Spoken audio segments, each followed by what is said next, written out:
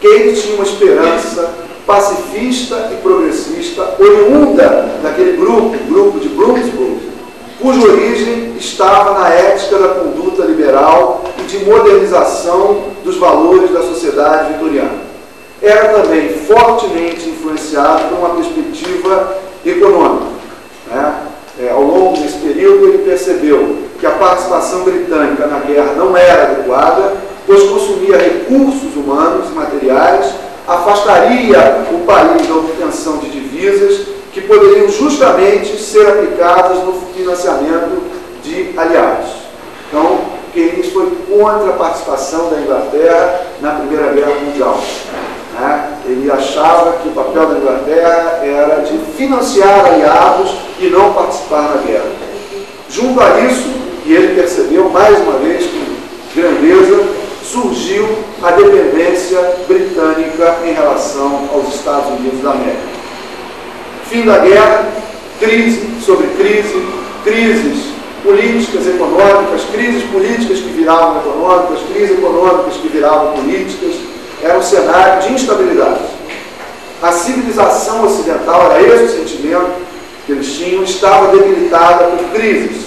Era preciso, e aí vai aparecer um Keynes conservador, restaurar a prosperidade da era de progresso, crescimento, paz e ordem do período vitoriano.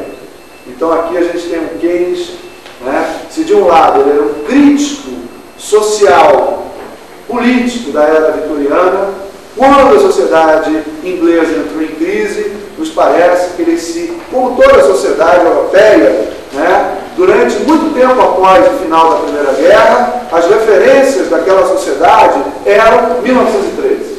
O nível de produção retornou a 1913. Tudo remontado ao período pré-guerra.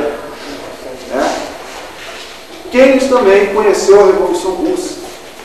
Ele foi à União Soviética, e a Revolução Russa só serviu para aguçar ainda mais as contundentes críticas que o capitalismo liberal recebia. Então, a tarefa dele, como crítico vitoriano e ao mesmo tempo um conservador vitoriano, se delimita aí nesse contexto. A Revolução Russa ajudou muito ele a se colocar como um homem antissocialista, anti-movimento operário, um liberal de novo tipo. Acho que é isso que é a grande contribuição dele e da obra dele. Aqui, eu acho que nesse contexto, nesse momento, Keynes vai montar o arcabouço de sua reação em relação à falta de reação que o mundo vitoriano legou aos problemas do século XX, e, como já apontei, uma tentativa de voltar a uma espécie de paz, de ordem, desse mesmo mundo vitoriano. Um tratado sobre a reforma monetária de 1903 já foi uma tentativa de regular a moeda sem o automatismo do padrão ouro. Os fatos, no entanto, não foram na direção de Keynes naquele momento. Em 20 de abril de 1925, o ministro da Fazenda inglês, depois do primeiro-ministro histórico, liberal, como Keynes, mas outro, Winston Churchill, sucumbiu ao fetiche da moeda forte e valorizada, que tanto sucesso tinha dado à Inglaterra no século XIX, e nesse dia, 20 de abril de 25, o padrão ouro foi restaurado na Inglaterra. São muito complexas as consequências dessa medida para a política interna inglesa. A apreciação da moeda, a valorização da libra, não produziu a queda de salários esperados, muito embora tenha produzido esse efeito no nível de preços. O nível de empregos, por outro lado, não foi restaurado. O desemprego continuou grande. Além disso, a greve geral dos operários ingleses em 1926, produto direto dessa política deflacionária, serviu para desgastar ainda mais, né, o capital político do Estado inglês. É esta trama macroeconômica, como vai ser chamado depois das ideias keynesianas serem vitoriosas, que o pensamento neoclássico não conseguia explicar e o Estado inglês, a muito custo, né, conseguiu alterar. A compreensão pelos governantes ingleses desse problema foi se arrastando ao longo de 26, 27, 28, 29. Né? Foi a crise de 29, né? As suas consequências planetárias, uma crise nunca vista, não era nova a incidência de crises no capitalismo, mas a forma, a extensão, né, o tempo de duração da crise, ela se transformou numa depressão. Né? Isso tudo é que deu munição, né, ao que Keynes já havia pensado. Né? Já estávamos em 1929, na Inglaterra, o programa de obras, que nós fizemos alusão à parte, o panfleto de Keynes sobre Lloyd George, programa de obras da Comissão Macmillan de Finanças e Indústria, criada em outubro de 29, né, em cima da crise da Bolsa dos Estados Unidos. Portanto, ainda não se fazia sentir os efeitos da crise dos Estados Unidos na Inglaterra. Né? Foi, podemos dizer, produto de circunstâncias inglesas que essa comissão que a gente vai comentar agora foi criada.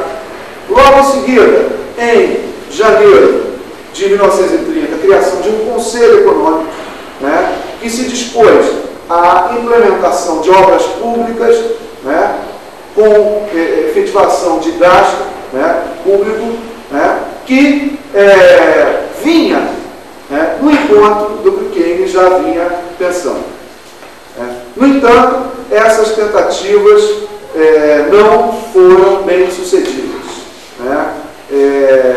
O início da crise de 29, longe de enfraquecer o pensamento liberal neoclássico, só o fortaleceu. As primeiras tentativas de sair da crise, né, foram mais conservadoras. Né? Menos gasto público, menos Estado, mais mercado. Então, as obras propostas pela Comissão Macmillan não se viabilizaram. Foi preciso que a quebra mundial de empresas, as falências, né, alastrassem pelo globo, e quando ela atingiu a Europa Central, obrigando, aí sim, a Inglaterra foi obrigada a sair do padrão ouro, né, definitivamente. Foi aí que o pensamento keynesiano se abriu, né, Keynes sentou, segundo o seu biógrafo, Robert Skidels. Nós temos o livro aqui, quem quiser xerocar e aproveitar a tarde para ler, né, se apropriar das ideias do Skidels, né, foi aí, nesse momento, que Keynes sentou para escrever a sua teoria geral. Tá? Essa é a ideia nossa da obra keynesiana, mais geral. Né? Keynes é produto do meio, tem um talento pessoal próprio, né? Tem uma reflexão, tem uma lógica, né? Uma série de outros elementos filosóficos que a gente convida vocês a estudarem. Ele não era apenas um economista, era um pensador, um livre pensador. É isso que é bonito. Entre a minha posição pessoal de Keynes, há uma verdadeira floresta nos separando, né? Mas a admiração é muita. Ele conseguiu pensar de forma original contra cânones pré-estabelecidos, né? Contra preconceitos. Né? Ele foi uma daquelas pessoas que a gente pode dizer, Brecht sempre dizia que alguns militantes políticos são muito importantes, mas poucos são essenciais. Keynes